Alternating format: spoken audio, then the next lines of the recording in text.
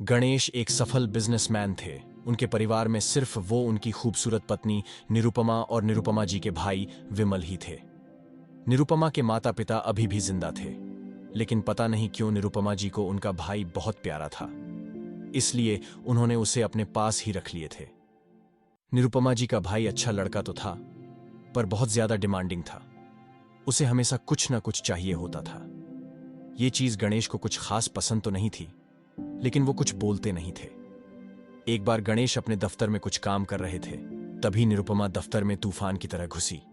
गणेश ने जिस महत्वपूर्ण दस्तावेज का अध्ययन कर रहे थे, उससे अपनी नजरें उठाईं और मुस्कुराए। क्या बात है? उन्होंने पूछा। निरुपमा पास में पड़ा एक कुर्सी खींच के लाई और अपनी कोहनी उसके सामने फैले दस्तावेज पर टिकाते हुए पूछा, क्या आपने विमल को देखा है? वो अभी अभी अपनी तीर्थ यात्रा से लौटा है। निरुपमा स्वर में चिंता थी, जिसमें रहस्य की एक झलक भी थी। वो अभी यहां था, गणेश ने कहा। क्या सच में? निरुपमा ने खुश होते हुए कहा।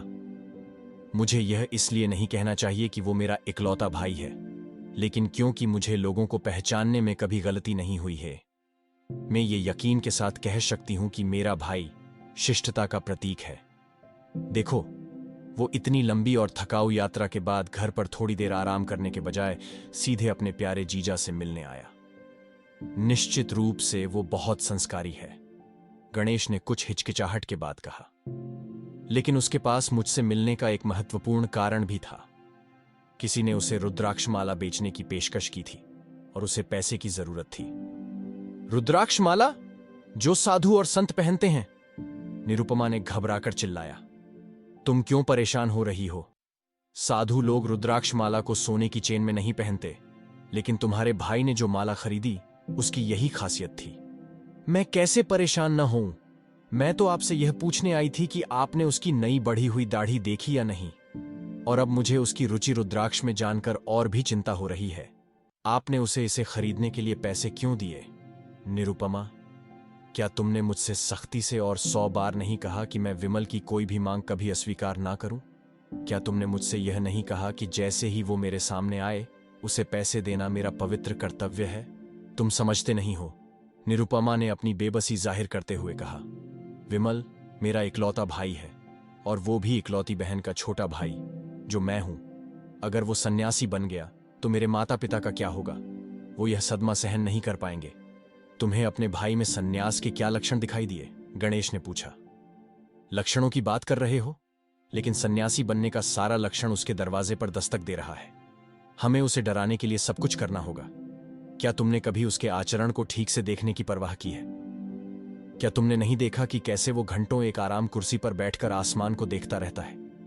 तुमने इस तथ्य को कैसे नजरअंदाज कर दिया कि पिछले 6 महीनों में उसकी सिल्क की सारी पजामे और कुर्ते बिल्कुल सबसे महंगे सिल्क के बने हैं? गणेश ने टोकते हुए कहा। लेकिन निरुपमा ने इसे सुना नहीं और अपनी बात पूरी की। वो सब भगवा रंग के हैं, जो आध्यात्मिकता का स्पष्ट संकेत है। तुम जैसे पुरुष अपने घटिया मुनाफे और नुकसान की दुनिया के बाहर की बातों पर ध्यान देते हो।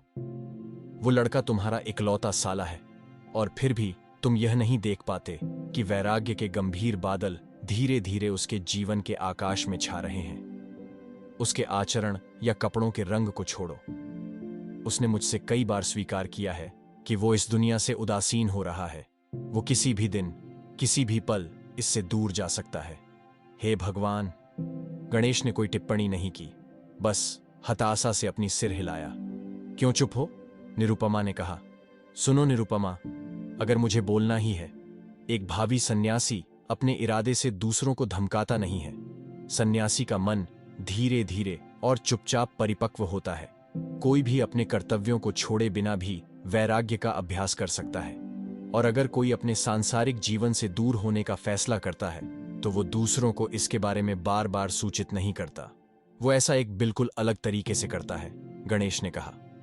अलग तरीके से क्या मतलब है तुम्हारा? निरुपमा ने पूछा। अगर वो जाने का संकल्प करता है, तो वो इस तरह उठता है और इस तरह चला जाता है। गणेश ने यह कहने के साथ साथ अपनी कुर्सी से खड़ा हुआ और दरवाजा खोलकर बाहर चला गया। निरुपमा को तब कुछ समझ नहीं आया, लेकिन अब कुछ महीने बीत जाने के बाद भी जब गणेश घर वापस नहीं आए, तब निरुपमा को उनके बातें समझ आने लगीं। निरुपमा घंटों दरवाजे के सामने बैठे रहते, अपने पति के इंतजार में, और अभी भी विमल बहुत सारे मांगे करता रहता है, लेकिन अब शायद निरुपमा पे उनका कोई असर नहीं होता। ये कहानी हमें ये सिखाती है कि कोई भी इंसान बिना किसी को पता चलने दिए भी अपने अंदर बहुत कुछ छुपा के रख सकता है। वो हमारे बहुत करीब होंगे, फिर भी हमें पता नहीं चलने देंगे उनके मन के अंदर चल रहा तूफान के बारे में। और जो इंसान बार बार हमें डराना चाहता हो, ये बोल के कि अगर उसे कोई चीज ना मिला तो वो कुछ गलत कर सकता है, तो बहुत संभावना है कि वो वैसा कुछ ना करे, क्योंकि जो गरजते हैं सो बरसते नहीं। आशा करता हूं आपको ये कहानी अच्छी लगी होगी।